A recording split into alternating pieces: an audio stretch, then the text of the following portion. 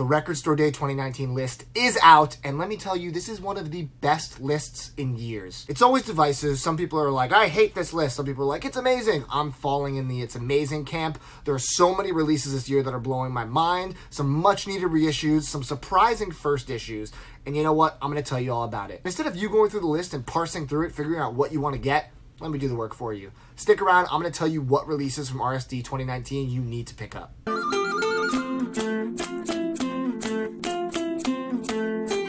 As mentioned, this is a crazy year thus far. The first impression of the list is extremely positive.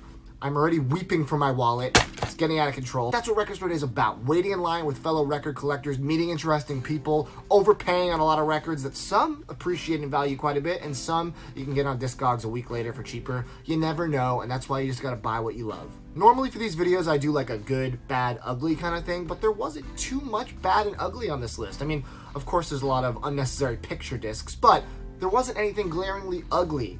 I'm looking at you, Kids Bop. So this year I'm going to focus on all the good records, and I'm going to share them with you fairly briefly because I don't want this video to be 20 minutes long. I'm trying to get through, and then we can talk about it in the comments or on social between now and RSD. Alright, first up we have Fela Kuti and Roy Ayers' Music of Many Colors. I don't know this album in particular, but I bet you it's terrific. Anything Fela touched is just wonderful. He is the father of Afrobeat, the genre he pioneered in Africa in the 70s and 80s. I don't know this record like I said, but I guarantee this will be worth a listen. It's on Rainbow Starburst vinyl, limited to 2,000 copies. I'll probably pick it up. And a long-awaited reissue soundtrack, Lost in Translation. Now, if you like this film, if you don't like this film, it does not matter. The music stands on its own. This is widely considered to be one of the best soundtracks of all time, heavily featuring music from Kevin Shields of My Bloody Valentine solo and with the band, Air, Square Pusher, Jesus and Mary Chain, Phoenix. This soundtrack is terrific, and it's absolutely worthy of being in anyone's collection. It's on violet vinyl, so it's going to be beautiful, and of course that iconic cover, you know what I'm talking about. The follow-up of the mono issue of Piper at the Gates of Dawn, Pink Floyd is doing a saucerful of secrets in the same glorious mono fashion. This was one of the sleeper hits from last year. At first it seemed like it would be readily available, but it's kind of hard to find now. I managed to grab a copy aftermarket for fairly cheap, which is good, but it's an amazing pressing of that album, and this one I'm sure will follow suit. This is the second and final full album that had Syd Barrett, so if you like the kind of weird, trippy, psychedelic stuff that Syd added to the band, you definitely want to grab this pressing. 6,500 copies, but it'll probably go fast. Olafur Arnold's Remember and String Quartets. I was trying to read what this was on the description and it was a little vague, but ultimately what I think this is the Remember album, which ranked incredibly high in my top albums in 2018 list. Comes with a bonus 7-inch with extra songs. I'm not sure if the songs are reworked with a full string quartet or if it's gonna be just the same songs, different cover. I'm not sure what it is, but any more songs from these sessions is gonna be added to my collection, so I'll be buying this. Limited to 1,200 copies. Might be hard to find. I don't know. It's still under the radar enough where I think I should be able to grab it easily. Bone Thugs-n-Harmony, East 1999 Eternal. This is considered one of the best hip-hop albums ever, for sure.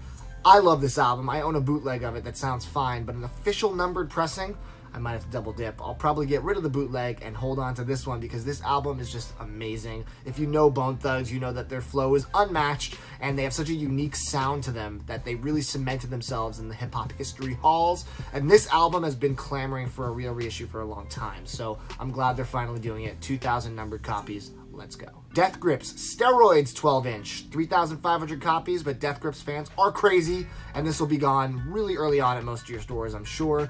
Just 2 tracks, but it's Death Grips, so people are going to buy it. Green River, live at the Tropicana in 1984. Green River, as you guys know, is one of the forefathers of the grunge movement, featuring Jeff Ament and Stone Gossard of Pearl Jam, as well as Mark Arm from Mudhoney. This was a great band, and I'm sure this was a great live show. The Sub Pop reissues they just did of some of their material was amazing, so I'm really excited to hear some of the live stuff. Hopefully they do justice to it sonically. I think they will. 2,000 copies, should be easy enough to find. My Chemical Romance, The Black Parade is Dead. Now, they didn't say whether or not they'd have a DVD of this. I really hope they include the DVD. This is the final performance that MCR did of the Black Parade album. They did it in Mexico in 2007, and I'm sure this is gonna be an amazing record to own if you're a big fan of that album like I am. I already own the deluxe version and the box set of the Black Parade, but you know what? Let's add a live album to the mix. Why not? A super exciting reissue is Robin's Body Talk. 2,500 copies, which seems like a lot, but the demand for a reissue of this pop album is astronomical. Go look at the prices of the original. You're gonna freak out. If you don't know this album, this is probably Robyn's best album. She does pop unlike most, and her albums, and this album is just amazing, so I will absolutely be grabbing this and adding it to the collection. And then two Sigur Rós related releases. I think both are separated by choreographed performances that utilize their music. I wasn't quite sure when I read the description what exactly these are. I'm assuming it's just kind of reworked versions of Sigur Rós tracks, maybe remixes or reimaginations. I don't know what it is, but it's Sigur Rós, so I'm buying it. 2,000 copies each, hopefully won't be a bloodbath. Ray Guns Are Not Just the Future by Bird and the Bee, an amazing indie pop group from the mid-2000s. Been long out of print. About damn time it's back in print. They recently did those incredible Hall & Oates covers that came out for Record Store Day Black Friday, I believe. Oh no, it was delayed for Record Store Day Black Friday. Either way, I hope you picked it up. This is going to be one to get if you like that kind of mid-2000s synthy indie pop stuff. The Breaking Bad original soundtrack. Now, it seems to me there's been about 1 million pressings of the score of Breaking Bad, which is great, but what I loved about the music in Breaking Bad was they managed to put the most incredible songs to scenes to bring them to life, especially all of the fast-paced meth cooking scenes. I mean, the music direction on that show is just astronomically good. I think this is the first issue of the actual songs, not the score. I'm gonna be picking this up. Breaking Bad is one of my favorite shows of all time, and yeah, the music was large in part as to why I loved it. Another OST that everyone's been clamoring for is The Crow. Amazing, heavy, hard, industrial. This soundtrack's iconic for many reasons, and because of the bands that they got to be on it. Cure, Stone Temple Pilots, Rage Against the Machine, Nine Inch Nails, amongst many others. This is probably going to be one that you should definitely grab unless you want to grab it for a lot more down the road. And now some limited run or regional releases. These ones may or may not be available depending on where you live in the US. They might just be overseas. It's always vague every year. You're not sure what your stores are going to get. Sometimes they will get some. Sometimes you'll be out of luck and got to go to Discogs. But there's a few on this list that I definitely want to grab. Robert Plant's Fate of Nations album from 1993. I'm a huge fan of Plant's stuff that he put out in the 90s and early 2000s, and a lot of it's out of print and hard to find. This one in particular, you can't find it for a good price at all, but 1,000 copies are being reissued. I hope that Amoeba gets it. We'll see. Another really surprising, exciting one is 7 Mary 3 American Standard. This post-grunge, alt-rock, I would just call them grunge, that's fine. Band has never been on vinyl before with this record, and this record is absolutely underrated. If you enjoy kind of grunge alt stuff, if you don't know them, you should check it out. But also, maybe don't check it out, because there's only 600 copies worldwide, and I hope I get one. So maybe you should think about some other records and let me get this one. The Bird and the Bee is also having their self-titled album reissue, just like Ray Guns. This one is going to be limited to 1,000 and is a regional release, so it might even be harder to get. I don't know. I'd pick up both if I were you. They're both solid records. And then 450 copies of a 07 7-inch. The songs Home and Somersault. Somersault being a Danger Mouse remix with MF Doom on it. Anything Doom touches, you know I'm buying, so hopefully my store gets a copy of this. And finally, some RSD first releases. Now these you can kind of breathe easy on. It's likely they'll get another reissue down the road. Maybe not with the special features that are featured on the RSD one, like numbering or colored vinyl. You never know.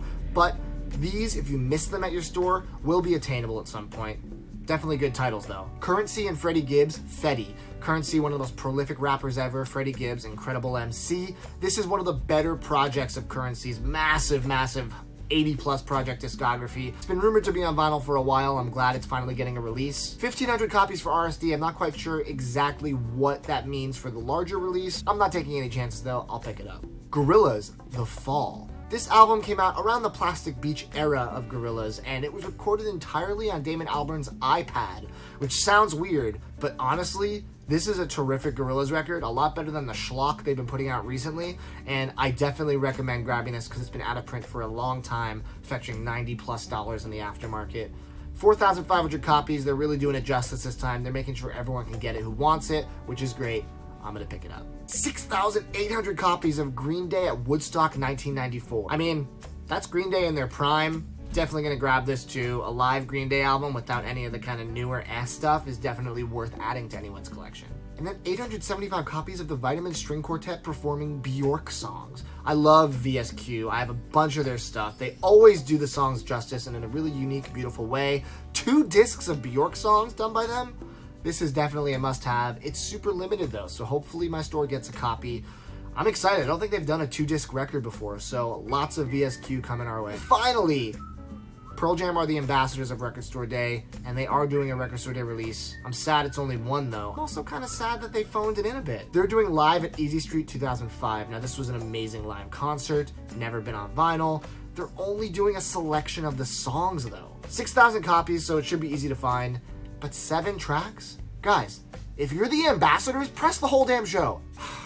I'm a little upset, hoping that as a 10 Club member, they'll do a vault with the full version or something, because 7 tracks is just a tease. But it's Pearl Jam, so you know I'm buying it. So those are my thoughts on the list from the first look through. I really perused it and made sure I saw everything that I wanted to see. There's a lot going on, though. I'm sure I missed a handful of stuff. It's always exciting being in line at 4 in the morning and looking through the list and being like, oh, and this one. Oh, I forgot about this too. And then all of a sudden your list is out of control. Welcome to my nightmare. But let me know what I've forgotten and what I should add to my list for Record Store Day. Leave a comment with your thoughts on the list. Do you agree this is one of the best RSDs in years? Because it really is. I'm so excited to hang out at Amoeba this year and meet everyone like I do every year. It's a lot of fun. So Record Store Day should prove to be an excellent time yet again. Excited to see what you guys are looking to pick up. Leave a comment. Please subscribe to the channel. Give this video a like if you like it. And more videos soon. Happy Record Store Day list day, guys.